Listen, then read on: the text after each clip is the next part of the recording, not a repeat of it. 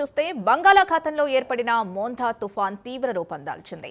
గంటకు 17 కిలోమీటర్ల వేగంతో కాకినాడ తీరం వైపు దూసుకొస్తోంది. ఈ ప్రభావంతో దాదాపు 19 జిల్లాలకు అధికారులు రెడ్ అలర్ట్ ప్రకటించారు. దాదాపు 233 మండలాలు, 1419 గ్రామాలు తుఫాన్కు ప్రభావితం కానున్నాయని అధికారులు చెబుతున్నారు. తుఫాన్ కారణంగా అప్రమత్తమైన అధికారులు 965 ఎన్డీఆర్ఎఫ్, ఎస్డీఆర్ఎఫ్ బృందాల్ని రంగంలోకి దింపారు. అన్ని జిల్లాల్లో పునరావాస కేంద్రాలు ఏర్పాటు చేశారు. మరోవైపు విశాఖ, గన్నవరం, తిరుపతి విమానాశ్రయాల్లో ఎయిర్ ఇండియా ఎక్స్ప్రెస్ విమానాలు రద్దు చేశారు. తుఫాన్ ప్రభావం అంతకంతకు పెరుగుతూ ఉండడంతో పలుచోట్ల బస్సు, ట్రైన్లను రద్దు చేశారు. ప్రజలు అత్యవసరమైతే తప్ప బయటకు రాకూడదని అధికారులు సూచిస్తున్నారు.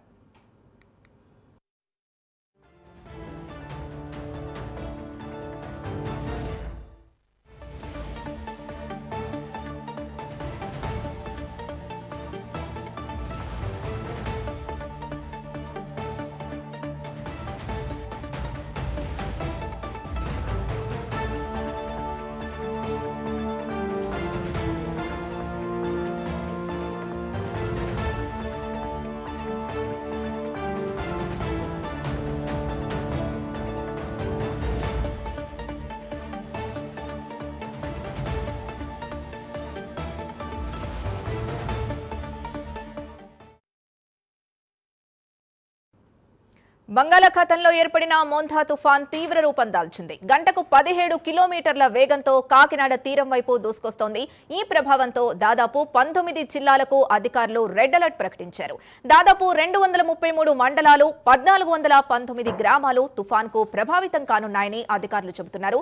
తుఫాన్ కారణంగా అప్రమత్తమైన అధికారులు 965 ఎన్డీఆర్ఎఫ్, ఎస్డీఆర్ఎఫ్ బృందాల్ని రంగంలోకి దింపారు. అన్ని జిల్లాల్లో పునరావాస కేంద్రాలను ఏర్పాటు చేశారు. మరోవైపు విశాఖ, గన్నవరం, తిరుపతి విమానాశ్రయాల్లో ఎయిర్ ఇండియా ఎక్స్ప్రెస్ విమానాలు రద్దయ్యాయి. తుఫాన్ ప్రభావం అంతకంతకు పెరుగుతూ ఉండడంతో పలుచోట్ల బస్సులు, ట్రైన్లను రద్దు చేశారు. ప్రజలు అత్యవసరమైతే తప్ప బయటకు రాకూడదని అధికారులు సూచిస్తున్నారు.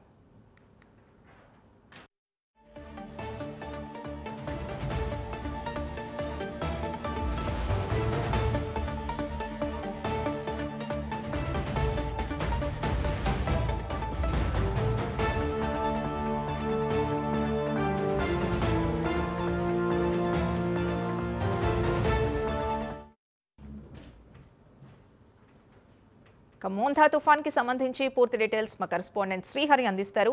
శ్రీహరి, చెప్పండి, అక్కడ వాతావరణ పరిస్థితి ఎలాగుంది? అధికారులు ఎలాంటి ఏర్పాట్లు చేశారు? అసలు ప్రభుత్వ యంత్రాంగం ఎంత అప్రమత్తతో ఉంది? రైట్ సింధు, పశ్చిమ బంగాళాఖాతంలో అయితే మోంథా తుఫాన్ తీవ్ర రూపం అయితే దాల్చింది. దీంట్లో ప్రధానంగా చూసుకున్నట్లయితే నిన్నటి నుంచి కూడా సీఎం చంద్రబాబు ఒక పక్క మంత్రులతో పాటు అదేవిధంగా అధికారులు కూడా రాష్ట్ర వ్యాప్తంగా అయితే మోంథా తుఫాన్పై సమీక్షా సమావేశాలు అయితే నిర్వహిస్తూనే ఉన్నారు. ఎప్పటికప్పుడు ఆర్టీజీఎస్, రియల్ టైం గవర్నెన్స్ ద్వారా అయితే అధికారులు సమాచారాన్ని సీఎంఓకి జారవేస్తూనే ఉన్నారు. అయినా కూడా ఇక్కడ రాష్ట్రంలో చూసుకున్నట్లయితే ప్రధానంగా పశ్చిమ వాయు దిశగా అయితే మోంథా తుఫాన్ అయితే బంగాళాఖాతంలో అయితే తీవ్ర రూపం దాల్చింది. ఇందులో ప్రధానంగా చూసుకున్నట్లయితే గడిచిన 6 గంటల్లో మనకి చూసుకున్నట్లయితే 15 కిలోమీటర్ల వేగంతో అయితే తుఫాన్ అయితే తీవ్ర ప్రభావంతో నడుస్తుందని చెప్పని కూడా అధికారులు అయితే తెలుపుతున్నారు. ప్రస్తుతం మచిలీపట్నం దగ్గర 190 కిలోమీటర్ల దూరంలో అయితే మోంథా తుఫాన్ తీవ్రమై ఉందని చెప్పని కూడా అధికారులు చెప్తున్నారు. అదేవిధంగా కాకినాడకి 250 కిలోమీటర్లు, విశాఖపట్నానికి 340 కిలోమీటర్ల దూరంలో అయితే ఈ కేంద్రీకృతమై ఉందని చెప్పని కూడా అధికారులు అయితే మనకి తెలుపుతున్న సమాచారం. ప్రధానంగా ఇందులో తీరం దాటే సమయంలో అయితే 90 నుంచి 110 కిలోమీటర్ల వేగంతో అయితే ఈదురు గాలులు, అదేవిధంగా తీవ్ర వర్షం కూడా కురుస్తుందంటూ కూడా అధికారులు అయితే చెప్తున్నారు. ఇందులో ప్రధానంగా చూసుకున్నట్లయితే ఎక్కడా కూడా చెట్ల దగ్గర కానీ హోర్డింగ్స్ వద్ద కూడా ఎవరు కూడా బయటికి రావద్దు, వాటి వద్ద నిలబడవద్దు అంటూ కూడా అధికారులు అయితే ఇప్పటికే సమాచారాన్ని గ్రామాల్లో చాటింపేస్తూ తెలియజేస్తూనే ఉన్నారు. ఇక్కడ ప్రధానంగా చూసుకున్నట్లయితే తీర ప్రాంతాలు ఏవైతే ఉన్నాయో ప్రధానంగా ఈ తీర ప్రాంతాల్లో కూడా ఎలాంటి మత్స్యకారులు వేటకు వెళ్ళొద్దు అంటూ అధికారులు అయితే మత్స్యకారులకు సూచించడం, అదేవిధంగా బీచ్లు ఏవైతే ఉన్నాయో బీచ్లన్నింటిని కూడా పరిసర ప్రాంతాల్లోకి ప్రజలను ఎవరిని కూడా వెళ్ళనివ్వకుండా అప్రమత్తం చేశారు. వీటితో పాటు పునరావాస కేంద్రాలతో పాటు వారికి కావాల్సిన మౌలిక సదుపాయాలు, నీరు, ఆహారం, వీటితో వసతి అన్నీ కూడా ఏర్పాట్లు చేస్తుంది రాష్ట్ర ప్రభుత్వం. ఇందులో ఇంకా ప్రధానంగా చూసుకున్నట్లయితే వారికి కావాల్సిన వసతులతో పాటు ఇందులో ప్రధానంగా అక్షయ పాత్ర నుంచి కూడా ఫుడ్ అనేది సప్లై చేస్తున్నారు. రోజుకి ఎక్కడ పునరావాస కేంద్రాలు ఎక్కడైతే ఉంటాయో అక్కడ నుంచి అక్షయ పాత్ర సమీపంలో ఉన్న అక్షయ పాత్రల నుంచి కూడా ఆహార సరఫరాలు, అదేవిధంగా మంచినీటి సరఫరాలు, ఇంకా వారికి కావాల్సిన వసతులన్నీ కూడా ఏర్పాటు చేస్తుంది రాష్ట్ర ప్రభుత్వం. ఎలాంటి సమస్యలు తలెత్తకుండా ప్రజలను అప్రమత్తం చేస్తూ, ఎప్పటికప్పుడు అధికారులను అప్రమత్తం చేస్తూ రియల్ టైం గవర్నెన్స్ ద్వారా సీఎం చంద్రబాబు కూడా సమీక్షా సమావేశాలు గత రాత్రి 10 నుంచి 11 గంటల వరకు కూడా సమీక్షా సమావేశం చేపట్టారు సీఎం చంద్రబాబు, మంత్రులు, అదేవిధంగా హోంమంత్రి అనిత. ఒక పక్క వాతావరణ విపత్తుల శాఖ అధికారులతో, మరొక పక్క ఏఎండి అధికారులతో కూడా సీఎం చంద్రబాబు జిల్లా కలెక్టర్లతో పాటు ప్రత్యేకంగా జిల్లాలకు కొంతమంది ఐఏఎస్లని, ఐపీఎస్లతో పాటు కూడా సమీక్ష సమావేశాలు చేపడుతున్నారు. నియమిస్తూ ఇన్ఛార్జీలుగా కూడా నియమించి వాళ్ళందరి దగ్గర ఎప్పటికప్పుడు సమాచారాన్ని అయితే సేకరిస్తూ రాష్ట్ర ప్రభుత్వం మరింత భద్రతగా తీసుకువెళ్తుంది. ఇందులోనే ప్రధానంగా చూసుకున్నట్లయితే ఈరోజు సాయంత్రం రాత్రి 11 గంటలకు మరింత తీవ్ర రూపం దాల్చుతూ తీరం దాటే అవకాశం ఉందంటూ కూడా అధికారులు అయితే చెప్తున్న పరిస్థితి కనపడతా ఉంది రాష్ట్రంలో. దీనిపైన కూడా అధికారులతో నేడు సీఎం చంద్రబాబు సమీక్షా సమావేశం అయితే చేపట్టనున్నారు. సింధు, ముఖ్యంగా మత్స్యకారులకు సంబంధించి ఎలాంటి సూచనలు జారీ చేశారు? అంటే ఇప్పటికే వేటకు వెళ్ళిన వాళ్ళు తిరిగి రావాలి అని చెప్పి చెప్తున్న పరిస్థితి కనిపిస్తోంది. సో ఎవరైనా ఇరుక్కుపోయిన పరిస్థితులు ఏమైనా కనిపిస్తున్నాయా?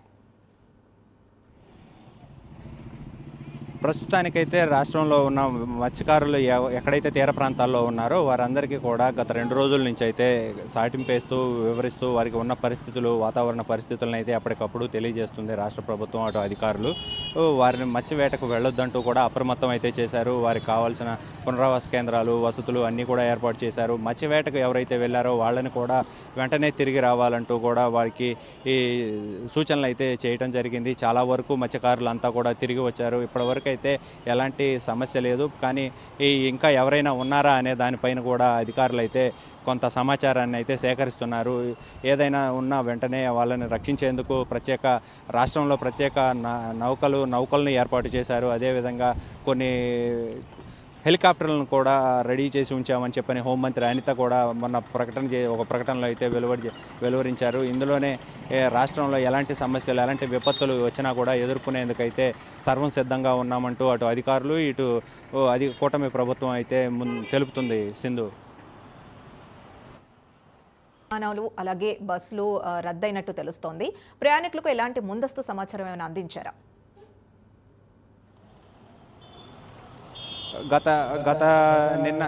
నిన్న ఉదయం నుంచి కూడా ఈ సమాచారాన్ని అయితే ప్రజల్లోకి తీసుకువెళ్తూనే ఉన్నారు. ఇందులో ప్రధానంగా చూసుకున్నట్లయితే రైళ్లు కూడా దక్షిణ మధ్య రైల్వే ఏవైతే ఉన్నాయో, ఇటు వైజాగ్ నుంచి ఇటు తిరుపతి వరకు, ఇటు హైదరాబాద్ వరకు ఏవైతే ఉన్నాయో ఈ రైళ్లు రాకపోకలు 100 రైళ్లకు సర్వీసులు కూడా మొత్తం రద్దు చేసినట్లుగా కూడా నిన్నటి నుంచే అటు కేంద్ర రైల్వే శాఖ కానీ, ఇటు రాష్ట్రంలో ఉన్న అధికార యంత్రాంగం కానీ వెంటనే అప్రమత్తం చేసి అధికారులందరికీ కూడా సూచనలు చేయటం, వాటిపైన తక్షణమే స్పందిస్తూ కొంత సమాచారాన్ని అయితే బయటికి ప్రజల్లోకి తీసుకువెళ్ళింది. ఇందులోనే కొంత ఎయిర్లైన్స్ ఏదైతే ఉందో ఎయిర్లైన్స్ కూడా కొన్ని విమానాలను రద్దు చేసి వాతావరణ పరిస్థితులు అనుకూలంగా లేకపోవడంతో ఎయిర్లైన్స్ విమానాలను.